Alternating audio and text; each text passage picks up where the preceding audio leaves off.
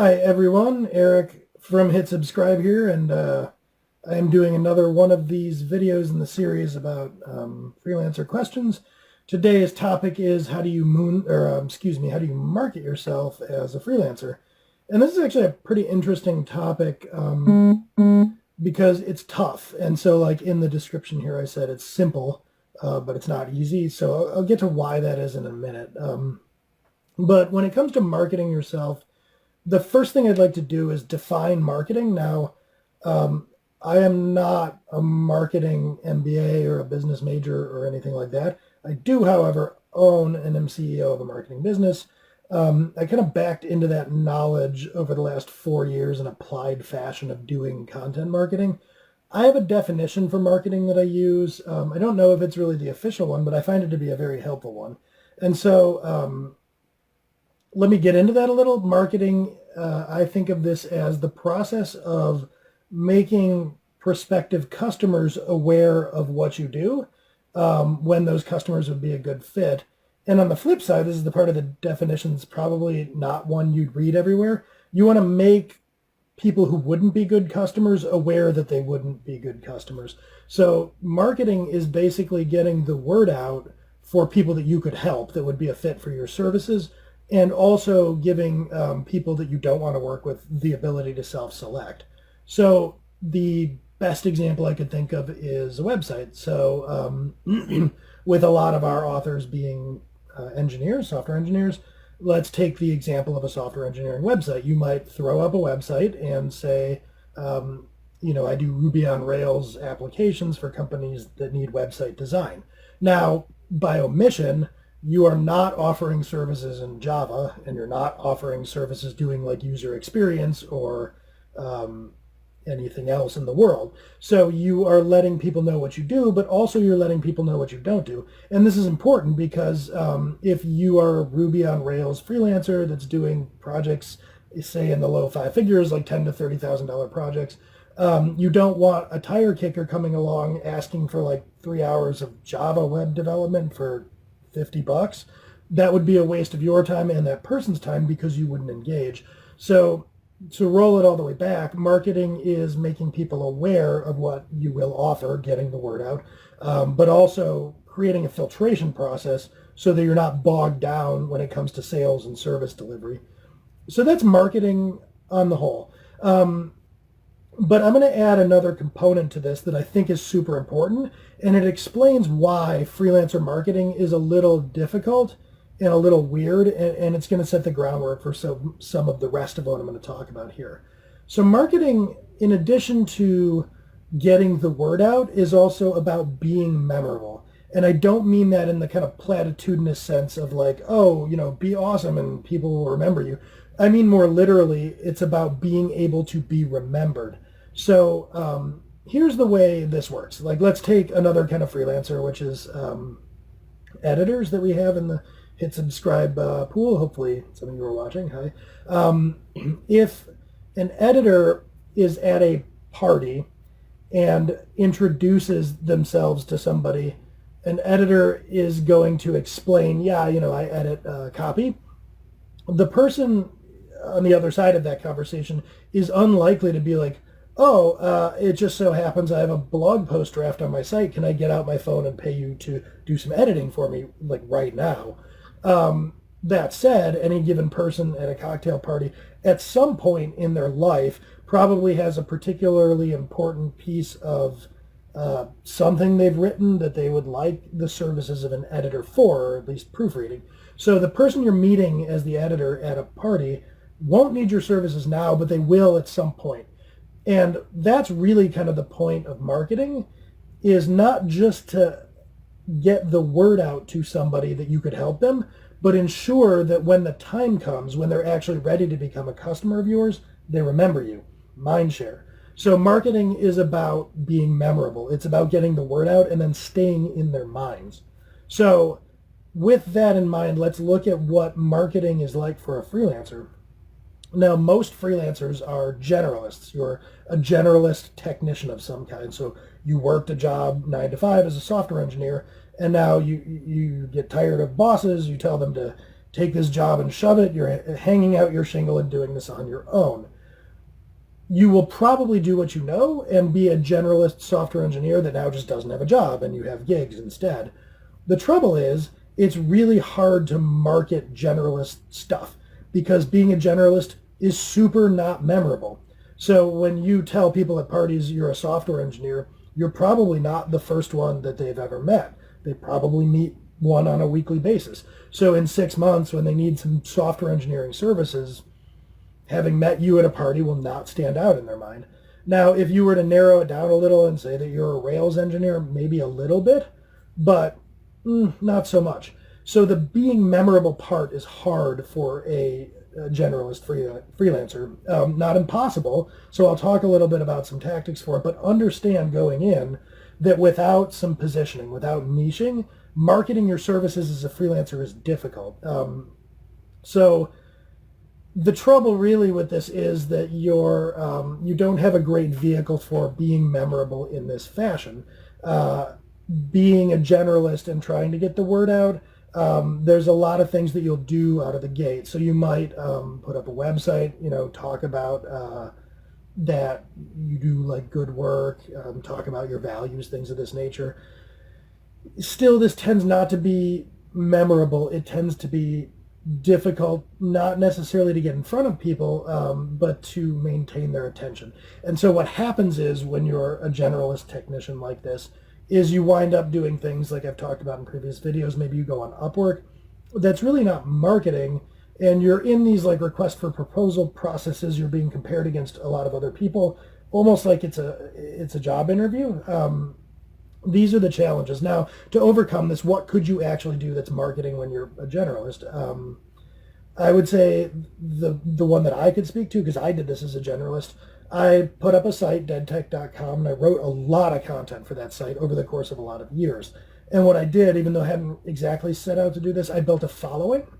And so there were people, at its peak, maybe tens of thousands of readers, at least thousands of regular readers of my stuff. And because of that, I was memorable to those folks. They were on or subscribed to my site via RSS or whatever, and they would read everything that I put out, or probably not, but like a lot of things that I put out. So that was a way that I stayed top of mind. So one way to market yourself as a freelancer, if you're kind of in generalist technician mode, is that you could build a following. And then you basically have this following of people that see you regularly, think of you as being smart, being a problem solver, being interesting, whatever the case may be. And then when those people who will probably be somewhat aware of what you do, when they think of that, they will think of you. This is, it's a reliable strategy, but it's super labor intensive. I wrote, 3 blog posts a week for like 5 years to build that kind of following. So if you're willing to play that long game, by all means, but you really have to kind of like creating that content. So if that's writing for you, write. Maybe you start a podcast. That could be a viable option. YouTube videos.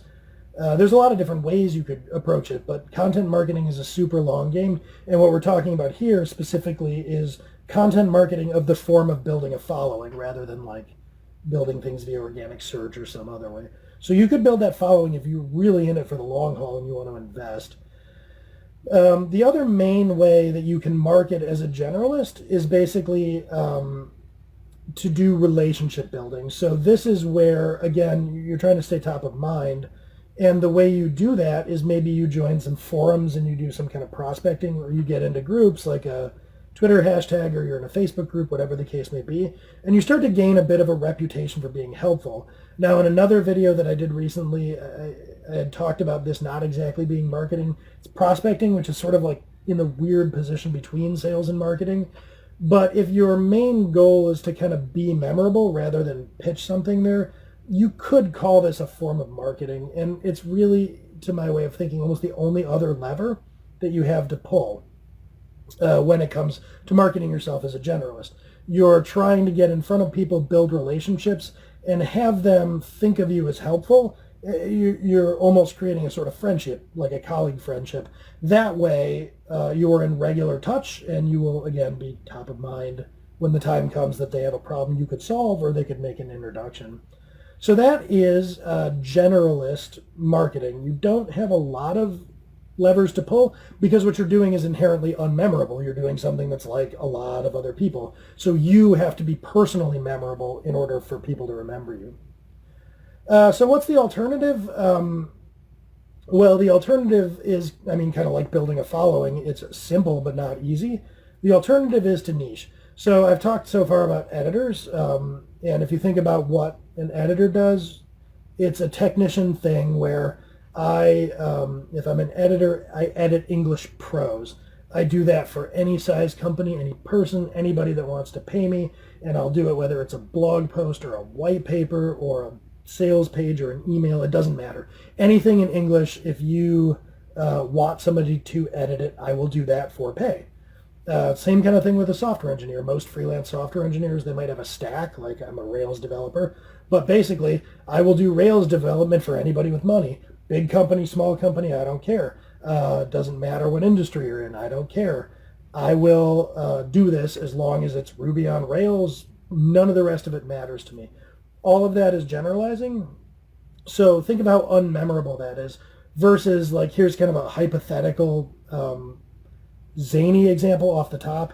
Imagine at the other end of the spectrum that you started a business and you were like, I find large luxury limos for NBA players who are really tall. Now, this is a very, very specific kind of business, but it's really memorable. Like it's a weird thing to do, to go out and like find limos for NBA players because they're unusually tall and they'll need specific limo accommodations. Now, what I just came up with there, kind of off the cuff, I bet you'd remember that if somebody asked you about this video in 6 months. It's super specific, unique, interesting. If you have a business like that, memorability is much easier. And now what your marketing involves, you have a lot more options. So once you've planted that seed, then really you don't need to do nearly as much legwork to keep yourself top of mind for that. There, your marketing apparatus really shifts to be about like planting the seed. So that's where you can like make t-shirts or send out swag or send out mailers, or you get a lot more options. I don't want to go too over the top describing marketing for a niche business because this is about marketing for freelancers. The reason I'm mentioning this and kind of ending with this is that the best thing you can do for marketing yourself as a freelancer is to find a niche. And the best way to find a niche and to be able to articulate that is to solve a clear problem for a customer.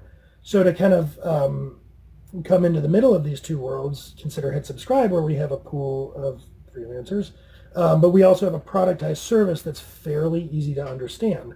We sell blog posts to companies that market to software engineers, specifically like Silicon Valley companies. So anyone here who's watching this can take this away that if you know somebody who is looking for blog posts and is in Silicon Valley, it might at least be worth an introduction. This is niche. It is easier to market and easier to plan around. And a blog post is a very like specific deliverable. It's a repeatable deliverable. And that is something you ought to think about doing as a freelancer. So thinking about Hit Subscribe, the reason I'm using this example is because it's easy for me to speak to. We have narrowed who we're talking to from anyone who wants a blog post to generally a venture-backed Silicon Valley company that markets to software engineers. That's way more specific. So now when we think about who to go out and talk to, it's easier to get in front of those people. It's easier to create content for Silicon Valley companies, if we're doing content marketing, than it is to create content for anyone who might want a blog post. It's easier to think in terms of like, who would we send swag to, or all the different varieties of marketing.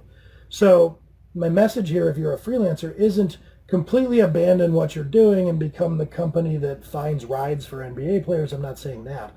What I am saying is if you want to get serious about your marketing, what I'd suggest doing is creating a very specific deliverable that solves a concrete problem someone has. In the case of Hit Subscribe's customers, hey, it's really hard to find content written by engineers. That's a really hard thing to do.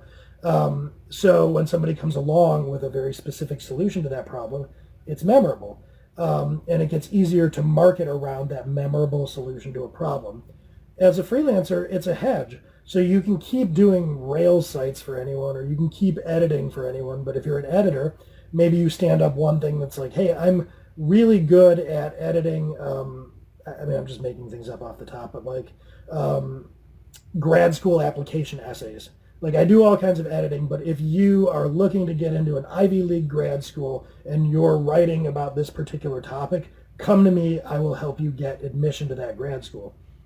Now, what you've got on top of your like generalist freelancing, you have a very specific thing that's memorable that you can go out and start to market and get attention and stay top of mind. And what you'll find when you niche is that as you market that service, that's, by the way easier to market than I'm good at editing. As you market that service, you'll start to get more and more inquiries about it. And as you learn about the needs of those buyers, you'll start to have more and more ideas for services that you could add and layer on top. So really, when it comes to marketing yourself as a generalist, what I would recommend doing is getting out of, like using your marketing to dovetail, getting out of generalized freelancing and into a business where you have a niche. Because once you get away from generalizing, you're playing on easy mode. Like everything about your business gets easier, I promise you. So that might not exactly be an answer that any freelancer was looking for to the question of how should I market myself. If you really want to stick to being kind of a generalist gig-oriented freelancer, you've got to build a following and you've got to build relationships, because nothing about your value proposition is going to be all that memorable, so you personally need to be memorable. So I guess I'd summarize this as saying, if you want to stick with freelancing and get serious about marketing, you need to market you. You need to almost become an influencer, or at least very well respected among a core like network of people so that they always think of you. And it's going to be a you-heavy business. If you want to kind of grow and be more of a business owner, then you need to think about a path away from being a generalist and start to develop a niche and a sort of core expertise, and then become the go-to person for that niche and expertise. So yeah, hopefully that helps, and I'm going to keep doing these. I'm going to post this to Facebook, so if you have questions, feel free to shoot them at me in the comments. This will also become a YouTube video, so if you're watching this on YouTube, also feel free to ask questions in the comments. And yeah, I'll catch you next time.